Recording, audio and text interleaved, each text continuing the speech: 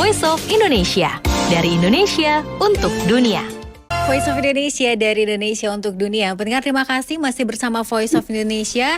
Dan kali ini di program Inspirasi Ramadan di hari pertama bulan Ramadan, kita akan mendengarkan satu inspirasi nih dari Kolonel Laut Filda Malari, bahwa menjaga kedaulatan laut negara ternyata sama beratnya ya dengan menjaga konsistensi beribadah selama bulan puasa. Yuk kita dengarkan kisah inspiratif dari Kolonel Laut P. Filda Malari yang sudah bersambung bersama dengan Voice of Indonesia. Halo, apa kabar Kolonel Laut Filda? Kabar baik, Mbak Sekar. Assalamualaikum warahmatullahi wabarakatuh. Waalaikumsalam. Bagaimana sebaliknya? Warahmatullahi wabarakatuh. Terima kasih Pak sudah bergabung meluangkan waktunya untuk Voice of Indonesia. Terima kasih juga waktunya sudah diberikan kesempatan untuk hadir mewawancara saya dalam Voice of Indonesia, Mbak Sekar. Baik, ini saat ini lagi di laut atau lagi di darat nih? Sepertinya di darat ya Pak ya?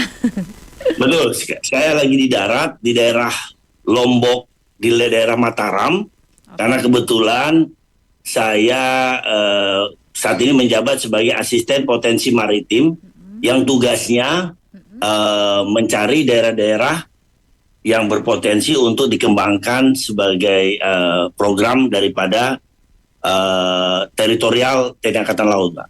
Oke, berarti ini bisa dibilang yang terdepan, terluar gitu gak sih Pak? Jadi kebetulan sesuai dengan job description yang saya emban saat ini sebagai asisten teritorial atau asisten potensi maritim Koarmada 1, 2 hari yang lalu saya mengikuti rapat koordinasi potensi maritim di Surabaya. Salah satu poinnya adalah bagaimana mengembangkan budidaya vanili. Nah, vanili ini sangat berpotensi dan kebetulan saya berasal dari daerah Nusa Tenggara Barat dan saya langsung bergegas ke daerah Nusa Tenggara Barat untuk mencari lokasi yang tepat untuk budidaya vanili. Dan kebetulan di Lombok ini di daerah Surenadi atau Narmada sangat potensial untuk dikembangkan. Demikian Mbak Sekar. Oke, jadi kayak pulang kampung gitu ya? Betul, untuk hari pertama saya sempatkan waktu untuk nyekar ke makam Bapak di Lombok dan sekaligus untuk mencari daerah yang potensi untuk mengembangkan budidaya vanili. Oke, dan ini sebetulnya apakah menjadi pekerjaan yang cukup menantang dibandingkan dengan pekerjaan yang sebelumnya nih, Kolonel Filda? Jadi kebetulan waktu saat saya menjabat sebagai Komandan Lanal Palembang, karena memang saya memiliki passion untuk mengembangkan pendidikan di Indonesia. Nah di Palembang, waktu saya masih di Palembang, kami sudah mengembangkan Indonesian Brain Camp, bagaimana melatih anak-anak dalam meningkatkan kemampuan berbahasa Inggris.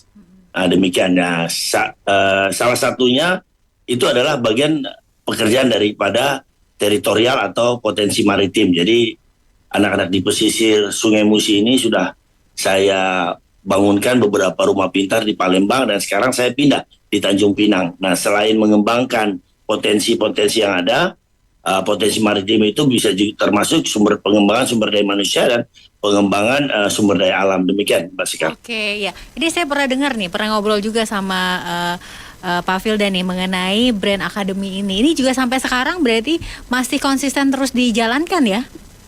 Betul. Sampai sekarang kami sudah memiliki 30 mentor atau instruktur yang mampu menangani pelatihan bahasa Inggris atau peningkatan memori. Dan saat ini sudah 2 institusi yang mempercayai keberadaan Indonesian Brain Camp. Salah satunya Politeknik Pariwisata Palembang dan Politeknik Pariwisata Medan. Jadi sudah 2. Jadi dengan 2 institusi ini saja 30 instruktur ini sudah sangat kewalahan atau repot. Jadi sehingga untuk kedepannya saya akan mendidik lebih banyak lagi mentoring untuk bisa berkontribusi meningkatkan pendidikan anak-anak di Indonesia.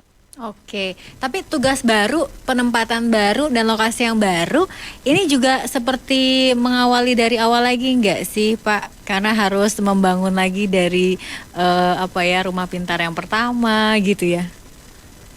Jadi dengan adanya penugasan yang baru sebenarnya memudahkan saya. Jadi saya ibaratnya setelah penempatan di Tanjung Pinang, saat ini saya penugasan di Tanjung Pinang.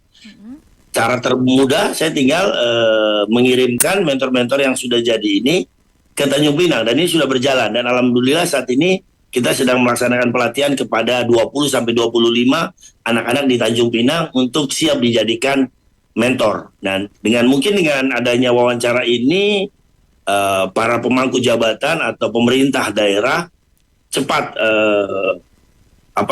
melihat peluang ini, karena sampai saat ini di Tanjung Pinang yang saya lihat belum bergerak adalah dari pemerintahnya sendiri. Dan saya berharap dengan adanya wawancara ini mereka akan paham bahwa sebenarnya untuk berkontribusi di dunia pendidikan hanya butuh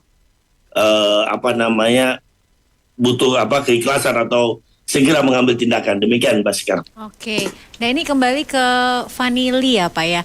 Ini kenapa menjadi sangat penting untuk bisa mengembangkan vanili, dan kenapa vanili gitu Pak? Karena yang pertama ini adalah kebijakan pimpinan. Jadi pada saat saya rakor 2 hari di Surabaya, dari hari Selasa dan Rabu, hari Senin dan Selasa, ada salah satu poin selain vanili, ada rumput laut, kemudian ada house crab atau budidaya kepiting, terus kemudian ada lagi lobster.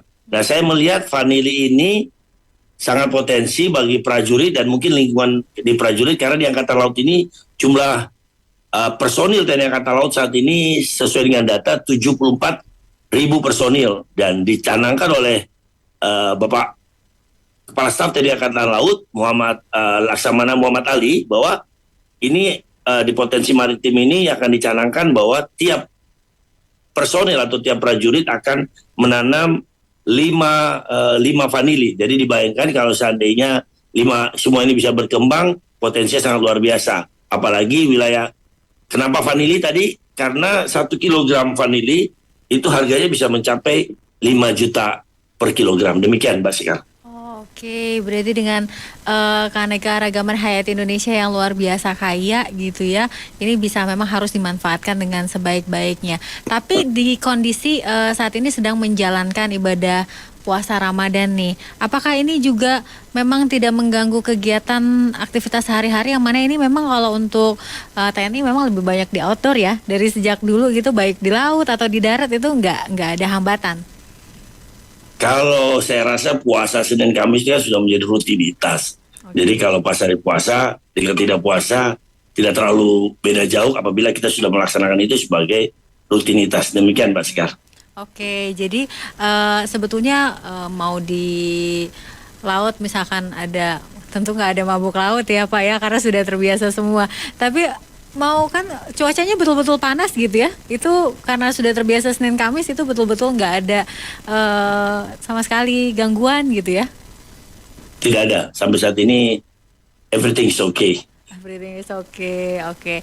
Dan ini keren banget ya, ternyata kita semua baru mengetahui bahwa kalau TNI ini, Angkatan Laut ini punya berbagai tugas yang nggak hanya kita tahu tuh menjaga kedaulatan negara yang serem-serem gitu ya, kesannya tuh angker gitu ya, tapi ternyata juga mengembangkan pendidikan, kemudian juga mengembangkan dan memajukan keanekaragaman hayati yang ada di Indonesia. Tapi sebetulnya nih untuk Kolonel Laut Filda, dari segala aktivitas yang dilakukan ini, terutama di bulan Ramadan, apakah memang ada satu tujuan khusus nggak sih, atau mungkin memang mengabdi sama negara dan masyarakat, tapi terkait dengan di bulan suci Ramadan, apakah ada juga kaitannya begitu? Jadi seperti Mbak Sekar tahu bahwa di Indonesian Brand Camp yang saya buat sebenarnya itu adalah passion saya dalam bagaimana berkontribusi kepada dunia pendidikan. Dan saya selalu mengajak bahwa di dalam Indonesian Brand Camp itu kita tidak belajar bahasa, tetapi kita belajar mengembangkan kemampuan memori, kapasitas memori, sehingga kita akan meningkatkan kompetensi kita dalam meningkatkan kompetensi diri. Sehingga yang apabila orang itu paham bahwa ternyata belajar itu ada caranya, ada cara yang menyenangkan. Dan mungkin dengan Indonesian Brand Camp ini tujuan saya mungkin akan bisa menjadi salah satu solusi bagaimana memperbaiki mutu pendidikan yang ada di Indonesia saat ini. Demikian, Mbak Sekar. Oke, memperbaiki mutu pendidikan ya. Karena kan Pak Filda ini yang paling sering ke berbagai banyak daerah, kemudian juga bertemu dengan anak-anak pesisir, yang mana brand camp ini tuh sudah terbukti ya, memang bisa meningkatkan. Apalagi kalau yang suka lupa-lupa gitu kayak saya ya, Pak. Betul. Nah ini kalau misalkan memang nggak ada di daerah yang Tanjung Pinang ataupun juga Nusa Tenggara atau Palembang, itu memang harus belajarnya harus di lokasi gitu, nggak bisa secara daring atau online gitu. Sebenarnya yang paling penting itu adalah mereka memahami dulu secara holistik. Jadi kalau seandainya saya sudah bertemu dengan beberapa orang, saya dan mereka ketemu, terus kemudian saya akan menjelaskan visi dan misinya, terus bagaimana cara mengaplikasikannya, dan setelah itu kelanjutannya bisa melalui online atau daring karena sudah tahu filosofinya, bagaimana harus bagaimana harus menggabungkan antara visual, auditory, kinestetik sehingga memori kita bisa meningkat. Demikian, Baskar. Oke, jadi tetap harus ada ininya dulu ya, daringnya dulu ya, baru kemudian bisa dilanjutkan gitu ya. Betul. Oke. Terakhir, Pak Filda mungkin ada harapan gak sih untuk masyarakat Indonesia, terutama terkait dengan Brain Academy ini? Mungkin tadi juga udah disampaikan juga, tapi mungkin juga bisa berkembang ke depannya, atau mungkin juga semakin banyak yang bisa mempelajari, termasuk saya nih dari awal kayaknya beberapa tahun wawancara ya. Iya, betul. Saya malah tunggu Mbak Sekar hubungi saya, sehingga kita bisa sama-sama mensosialisasikan ini, karena sampai saat ini saya lihat di Indonesia ini batasan-batasannya apa obstacle sebenarnya adalah dari pemangku jabatan atau Forkompinda yang belum memberikan waktu atau memberikan kesempatan kepada saya untuk mensosialisasikan hal ini. Karena contoh ketika saya di Sumatera Selatan, berapa kali gubernur sudah paham, sudah mengetahui bahwa ada seorang kolonel dengan idenya yang sebenarnya sederhana, tetapi bisa diaplikasikan. Tetapi sampai saya selesai penugasan juga tidak pernah diberikan kesempatan ini, karena mungkin saya berpikir ini mungkin ada hambatan-hambatan seperti itu yang harus mungkin disosialisasikan, bahwa pendidikan itu adalah tanggung jawab warga negara siapapun, tidak melihat background atau latar belakang. Intinya sesuai dengan amanat Undang-Undang Dasar 1945 bahwa setiap orang punya kewajiban untuk memajukan kecerdasan bangsa sendiri. Demikian mungkin dengan harapan saya, mungkin saya diberikan ruang dan waktu untuk mensosialisasikan ini sehingga Indonesian Brain Camp ini bisa lebih luas. Demikian. Oke, baik, terima kasih sekali lagi Kolonel Filda dan pendengar di Inspirasi Ramadan pertama di tahun ini. Kita tadi sudah dengarkan satu cerita, satu kisah inspirasi bahwa gak hanya terbatas sebagai kolonel laut, tapi ternyata juga ini kerjaannya tuh sampai di Brain Academy juga ya, sampai memajukan pendidikan dan juga memberikan kemajuan-kemajuan dalam mengembangkan vanili dan juga lain sebagainya. Jadi ternyata ada pekerjaan yang begitu, mungkin selama ini kita tahunya hanya di permukaan ya. Ini kita udah tahu lebih dalam lagi. Dan sukses terus ya untuk Kolonel Laut Filda Malari. Semoga nanti kita bisa lagi ngobrol-ngobrol di lain kesempatan, dan juga semoga kisah ini bisa memberikan inspirasi semua nih bagi yang sedang menjalankan ibadah Ramadan nih. Karena biasanya nih panas dikit nih udah ngeluh gitu ya, atau dan ini yang nanam vanili atau harus berpanas-panasan ternyata sudah terbiasa ya untuk menjalankan ibadah, nggak hanya bulan Ramadan tapi juga di Senin Kamis juga rutin ya. Iya, demikian. Baik, terima kasih sekali lagi Kolonel. Sama-sama, Mbak Sekar. Selamat kembali beraktivitas dan selamat menjalankan ibadah Ramadan. Terima kasih. Wabillahi taufiq wal hidayah.